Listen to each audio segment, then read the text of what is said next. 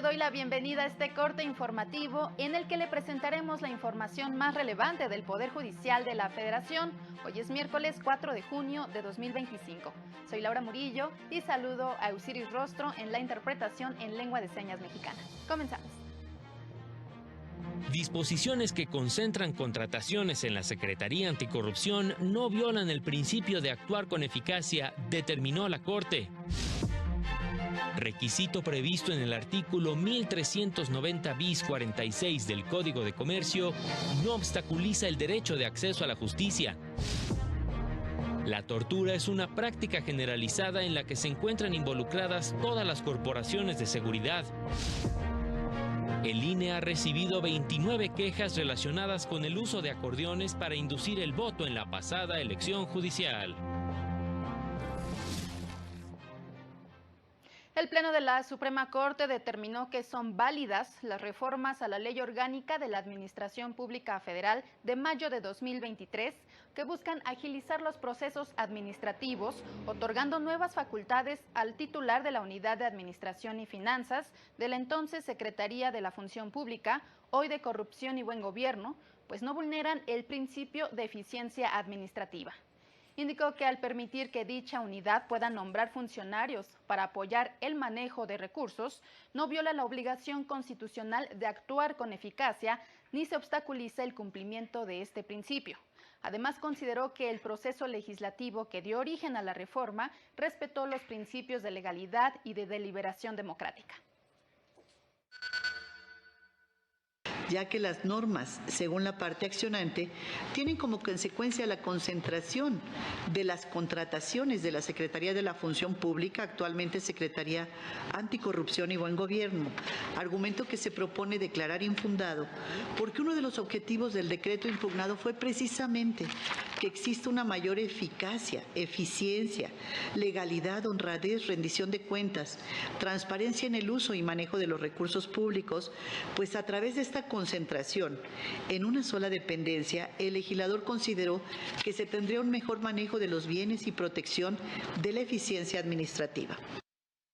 También declaró la validez de los artículos 3 y 4 transitorios, pues no fueron combatidos. Disposiciones que fijan plazos para armonizar los reglamentos internos, reorganizar los órganos internos de control y ordenan la transparencia de recursos de la Secretaría de Hacienda a la entonces Secretaría de la Función Pública. La Suprema Corte publicó la sentencia del Pleno en la controversia constitucional 60-2024, en la que invalidó disposiciones de la Ley de Ingresos del municipio de Matamoros, Coahuila, para el ejercicio fiscal 2024. Entre ellas, el artículo 25, en sus fracciones sexta, 13ª y 14ª, que imponían el cobro de un derecho por la expedición de permisos para la instalación y funcionamiento de antenas, estaciones, servicios, repetidoras para telecomunicaciones y energía eléctrica instaladas en la vía pública o propiedad privada. Además, para la construcción o remodelación de pozos verticales y direccionales en el área específica y yacimientos convencionales y pozos de extracción para cualquier hidrocarburo. La norma fue invalidada porque el Congreso de Coahuila invadió las atribuciones de la Federación para regular, aprovechar y explotar los bienes del dominio de la nación y porque afectaban competencias que son exclusivas de la Federación. La primera sala de la Corte determinó que el artículo 1390 bis 46 del Código de Comercio no representa una carga excesiva o formalismo injustificado que obstaculice el derecho de acceso a la justicia. Disposición que obliga a incluir el número de cédula profesional del perito que realizó el peritaje que se presenta en un juicio. La sala indicó que se trata de un requisito sencillo de cumplir que resulta esencial para garantizar celeridad en los juicios orales mercantiles y evitar el retraso en la impartición de justicia, pues con ello se evita tramitar una prueba innecesaria. Además, consideró que el requisito es razonable, pues al cumplirlo se otorga a la persona juzgadora certeza en torno a la seriedad del perito para emitir una opinión experta, lo que evita la presentación de pruebas poco serias o frívolas que pudieran retrasar el juicio. Por estas razones se confirmó la sentencia impugnada y se negó el amparo a una empresa constructora que reclamaba a otra empresa con la que celebró un contrato de obra el pago de trabajos ejecutados y extraordinarios, y para ello presentó una prueba pericial en ingeniería civil, pero omitió señalar el número de cédula profesional de su perito, por lo que el juez desechó la prueba. La tortura es una práctica generalizada y continua que va en aumento, aseguró Sofía de Robina, titular de la Secretaría Técnica de Combate a la Tortura de la Defensoría Pública Federal, durante la presentación del Protocolo de Estambul en las estrategias de defensa de dicha institución. Respecto a que la tortura sigue siendo generalizada prácticamente en todo el país, que ocurre prácticamente en todos los estados y por todas las corporaciones de seguridad. En este marco se reveló que en los últimos 4 años han recibido más de 1,000 solicitudes relacionadas a casos de tortura. Hemos recibido desde que se creó el área 1,275 solicitudes para intervenir en la elaboración del protocolo de Estambul. Tenemos que en el 2022 recibimos 144 solicitudes, comparado con 675 solicitudes en 2023 y 382 en 2024. Durante la presentación, Alan García, representante en México de la Oficina del Alto Comisionado para los Derechos Humanos de Naciones Unidas, aseguró que nuestro país no ha utilizado de manera adecuada el protocolo de Estambul. Una, evaluaciones que no se ajustan al protocolo. 2, falta de personal para la práctica del protocolo. Ausencia de preparación y ausencia de capacidades y recursos, retrasos en su realización, ¿no?, en la práctica del protocolo. La Unidad General de Conocimiento Científico y Derechos Humanos de la Suprema Corte abrió la convocatoria para participar en la segunda edición del curso autogestivo sobre debida diligencia en crímenes contra mujeres y personas LGBTI. Está dirigido a personas litigantes y defensoras que acompañan casos de feminicidio o de violencia por prejuicios. El curso tiene como objetivo conocer y comprender las obligaciones concretas que tienen las autoridades para prevenir, investigar, sancionar y reparar integralmente el daño en este tipo de casos. También dará a conocer los derechos de víctimas directas e indirectas y los elementos básicos que caracterizan la violencia de género. El Consejo de la Judicatura Federal organizó una mesa redonda con estudiantes de la licenciatura en Derecho de la FES Acatlán en torno a la división de poderes. Consideraron que cuando los poderes ejecutivo y legislativo incumplen con las resoluciones de juzgados y tribunales del Poder Judicial de la Federación, se debilita el Estado de Derecho y se genera incertidumbre jurídica. Ya que acrecienta la desconfianza de la ciudadanía, pues porque nuestro sistema legal puede parecer carente, ¿no? Inestable. Si no se respetan, pues se vulneran muchos derechos humanos, ¿no? Se vulnera el derecho de la mamá, del papá, de estar con su hijo, o el derecho del niño o de la niña de poder estar con sus padres, ¿no? Entonces creo que es muy importante, como mencionan mis compañeros, la división de poderes y que se cumplan estas sentencias. Aseguraron que como estudiantes tienen incertidumbre sobre la eficacia del Poder Judicial tras la implementación de la reforma en la materia y con la introducción de personas juzgadoras, magistraturas, ministras y ministros de la Suprema Corte sin carrera judicial. Yo por lo menos como estudiante sí tengo mucha incertidumbre de cómo va a funcionar este nuevo Poder Judicial y bueno, también la certeza que nos van a dar los nuevos jueces, los nuevos magistrados, los nuevos ministros, si vamos a ver unos candidatos preparados o si esto es más como una votación popular o es un concurso de popularidad. Por otra parte, expresaron sus inquietudes en torno al funcionamiento de la nueva Escuela Nacional de Formación Judicial y del Tribunal de Disciplina Judicial. A mí algo que me inquieta demasiado es la nueva Escuela de Formación Judicial. Considero que es un acierto el crearla, pero la forma de incorporación creo que ahí está en debate. Desde mi punto de vista, esta se dio de incorporar y no suplir a nuestro sistema judicial. Los abogados en eso nos basamos, en lo que te dice la ley y tal vez una interpretación que le planteas, pero la última palabra del juzgador. Solamente espero que si se van a revisar sus fallos, que sean apegados a la legalidad. Es momento de hacer una pausa y continuamos con las noticias.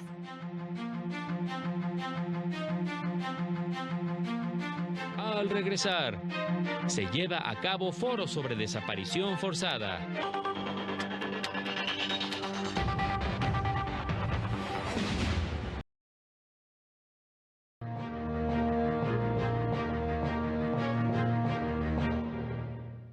Ahora nos enlazamos con Juan Carlos González, quien ha dado puntual seguimiento al conteo de las actas para cargos del Poder Judicial. Adelante, Juan Carlos, te escuchamos. Hola, ¿qué tal? Buenas tardes. Así es, estamos aquí en el Instituto Nacional Electoral dando seguimiento al resultado de los cómputos distritales después de la elección judicial del domingo pasado.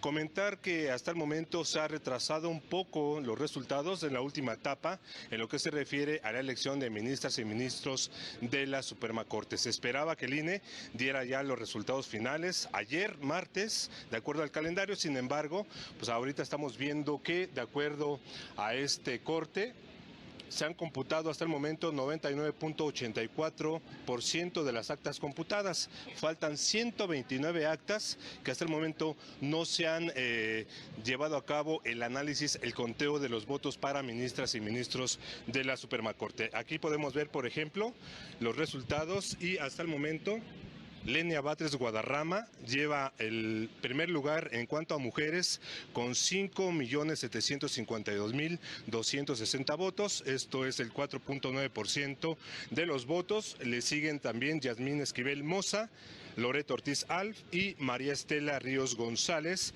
así como también Sara Irene Herrerías Guerra, que serían las 5 personas que estarían integrando la Suprema Corte en cuanto a mujeres. Los otros 4 hombres, aquí vemos para candidatos a este momento, Hugo Aguilar Ortiz lleva 6.095.333 votos, que representa el 5.23% de toda la votación. Le sigue Giovanni Azael Figueroa Mejía, Irving Espinosa Betanzos, Arístides Rodrigo Guerrero García, que serían los 4 hombres que integrarían la nueva integración de la Suprema Corte de Justicia de la Nación. Hay que comentar también que a este momento también ya ha avanzado los cómputos distritales en cuanto al Tribunal de Disciplina Judicial, que estará integrado por 5 personas. Y aquí estamos viendo, por ejemplo, en el caso de mujeres, lleva el primer lugar Celia Maya García.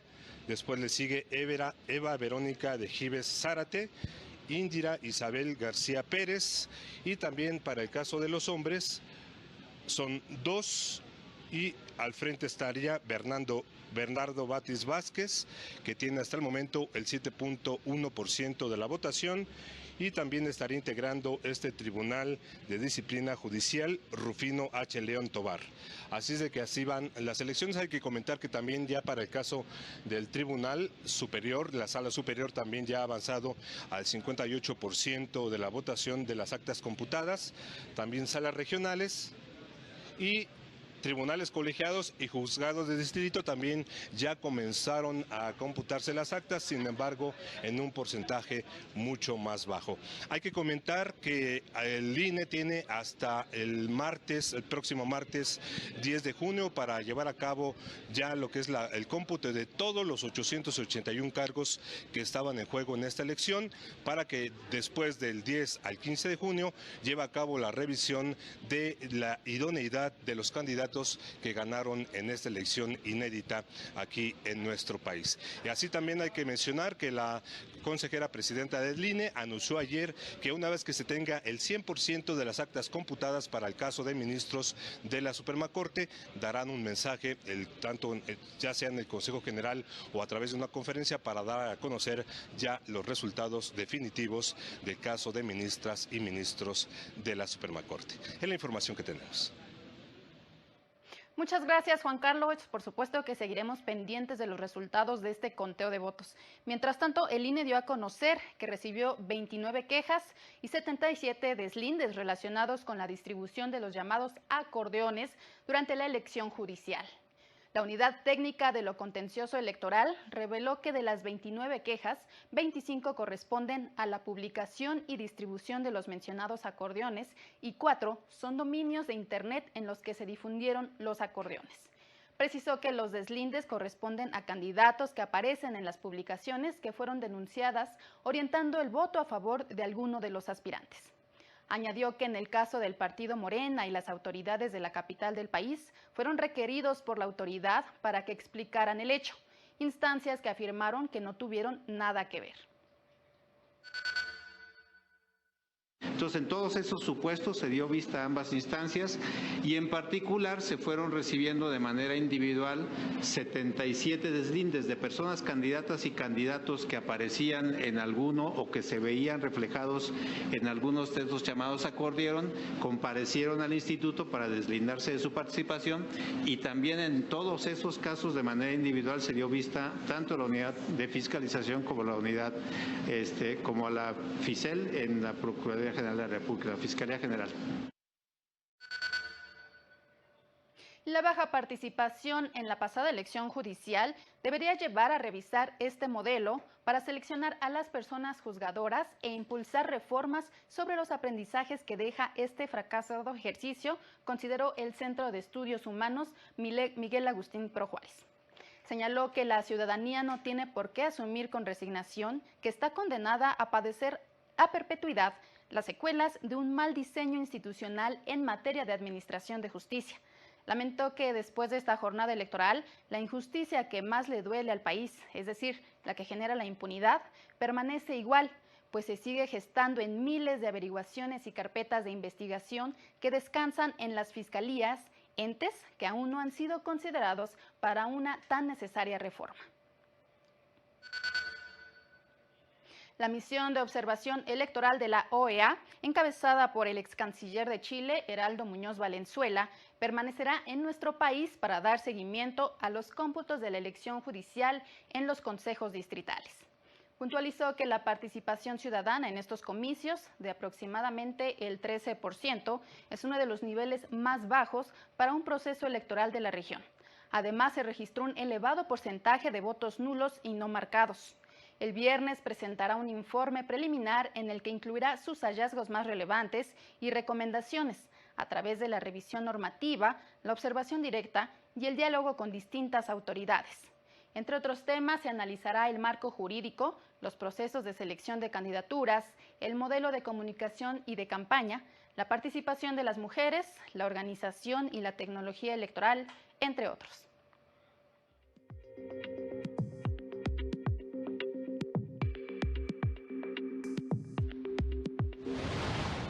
El Centro Estatal de Justicia Alternativa del Poder Judicial de Chiapas realizó el primer convenio sobre la patria potestad de un menor de edad en el municipio de San Cristóbal de las Casas, a través de un procedimiento de mediación en el que se privilegió el interés superior de la infancia.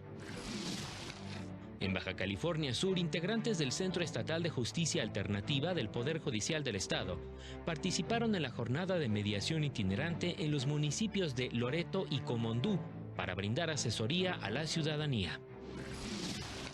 Personal del Poder Judicial de Oaxaca y la Defensoría Pública del Estado llevan a cabo jornadas penitenciarias en los distintos centros de reinserción social del Estado para brindar asesoría, orientación y acompañamiento a las personas privadas de la libertad.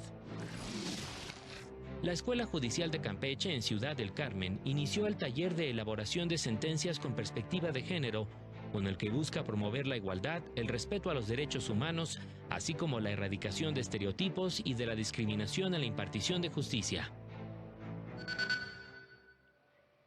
Y el Tribunal Electoral publicó la obra Nulidad de elección como último recurso, en la que el académico Rodrigo Cetina Presuel analiza una resolución de la Sala Superior en la que el PAN pedía anular la elección de gobernador de Tamaulipas de 2022 por presunta intervención del crimen organizado y violencia durante la jornada. Fue la primera vez que el máximo órgano jurisdiccional revisó un asunto de este tipo, para el cual realizó un análisis profundo de las evidencias presentadas y utilizó criterios como la sustancialidad, la generalidad y la determinancia para evaluar la invalidez de la elección. En aquella ocasión, concluyó que si bien hubo infracciones, estas no cumplieron con los estándares necesarios para anular los resultados. Académicos aseguraron que la persistencia de desapariciones forzadas en México implica cierto grado de aquiescencia por parte de las autoridades del país. Se debe estudiar el fenómeno de la desaparición forzada en México desde dos perspectivas: aquel delito que se concreta con elementos del Estado, policías, ejército, Guardia Nacional, etcétera, y la que se configura con la autorización, apoyo y aquiescencia del mismo. Pero en México estamos ante un fenómeno de gran escala, lo que en sí mismo implica cierto grado de aquiescencia del Estado, si no es que de franca autorización. En el Colegio Nacional se llevó a cabo la primera de 6 conferencias relativas a la desaparición forzada, impartidas por el doctor Claudio Lomnitz, quien en su primera entrega señaló que las verdaderas causas del fenómeno de la desaparición van más allá de los intereses particulares o de grupos aislados políticos o relacionados al crimen organizado. Se fundamentan en un todo, un engranaje con beneficios múltiples para diversos, grandes y variados grupos. El fenómeno abrumador de la desaparición en México no puede ser entendido buscando un solo responsable imaginario, es decir, un Estado autocrático y comandado por una figura del Padre Todopoderoso. Podemos decir que en lo referido al fenómeno masivo de la desaparición en México, ¿el responsable es el Estado? Sin duda que sí. Pero juegan también un papel primordial la economía, las instituciones sociales y aún la ideología imperante. Este ciclo de conferencias inició con una pregunta provocativa: ¿quién desaparece a las personas, el Estado o la formación social? Una amalgama de relaciones políticas, económicas e ideológicas, cuya naturaleza última recae en un modo de producción. Para el canal del Poder Judicial de la Federación, Citlali Pérez. Especialistas universitarios llamaron a reforzar la cooperación entre países ante el inminente riesgo que implicaría otra pandemia a nivel mundial. El mundo podría verse en riesgo en caso de otra pandemia a nivel global, como ocurrió en 2020 con el COVID-19, a consecuencia de que el presidente norteamericano Donald Trump decidiera retirar el apoyo que su país brindaba a la Organización Mundial de la Salud, advirtieron especialistas de la UNAM. Este organismo de Naciones Unidas, señalaron, es crucial para el manejo de epidemias y pandemias. Hasta ahora, había trabajado con una red de comunicación de epidemiología basada en Estados Unidos, pero que beneficia a nivel global, por lo que calificaron su salida como irresponsable. Suspende un programa de ayuda para tratamiento de VIH e investigación. Toda la inversión y la estructura de la USAID para el mantenimiento y desarrollo de programas de atención a la salud. Advirtieron que el impacto de esta decisión se sentirá en todo el mundo tan pronto como este año, y la situación será especialmente grave para las poblaciones en condición de vulnerabilidad, particularmente en la prevención de enfermedades. La epidemia de influenza en este invierno en Estados Unidos es particularmente intensa y lo mismo podemos señalar que le seguirá a México con una gran transmisión de influenza. No es como que inmediatamente vas a ver todas las consecuencias negativas de quitarle a un país en desarrollo los programas para salud materna, salud infantil. Esas consecuencias se van a ver a lo largo del tiempo. Para intentar revertir esta situación, señalaron que es indispensable incrementar las redes de colaboración y las aportaciones económicas de otras naciones. Tratar de que los países que son miembros que no contribuyen con tanto puedan contribuir con un poco más. De hecho, en abril de 2024 hubo en la Asamblea Mundial de la Salud, que es donde se reúnen todos los países para coordinar la agenda futura de la OMS, se determinó que se va a tratar de reformular el sistema de financiamiento para que no se dependa tanto del financiamiento voluntario. Para el canal del Poder Judicial de la Federación, Jesús Daza. La Barra Mexicana Colegio de Abogados presentó su nueva plataforma digital titulada BMA+, enfocada en la comunidad legal, estudiantes, academia y todo público interesado en el mundo del derecho. En el sitio www.bmatv.mx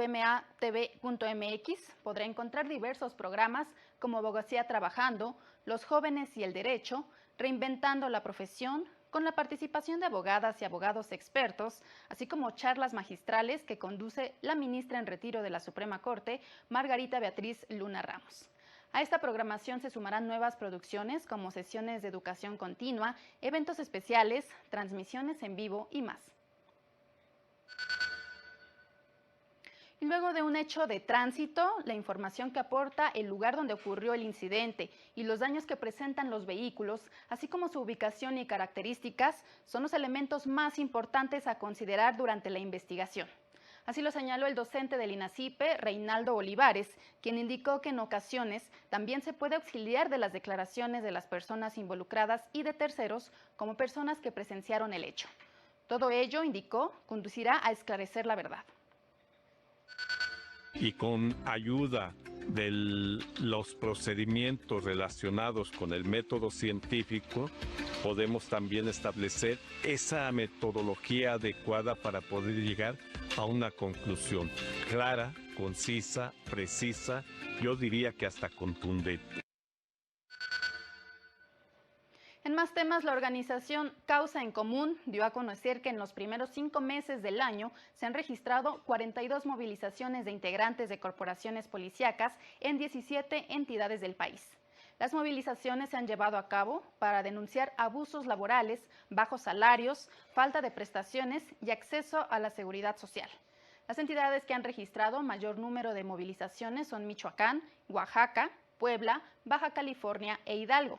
En las movilizaciones participaron principalmente policías municipales en el 52% de los casos y en 33% integrantes de corporaciones estatales, además de manifestaciones que llevaron a cabo familiares, expolicías y policías auxiliares. Las principales demandas fueron en el 26% de los casos abusos laborales y destitución de mandos, 22% por bajo salario o sin homologar, 20% por falta de prestaciones, 8% por falta de equipo y en 7% por descuentos salariales injustificados. Así llegamos al final de este corte informativo. Agradecemos que nos haya acompañado y lo invitamos a sintonizar el noticiario nocturno a las 8:30 de la noche. Les deseamos una excelente tarde. Hasta pronto.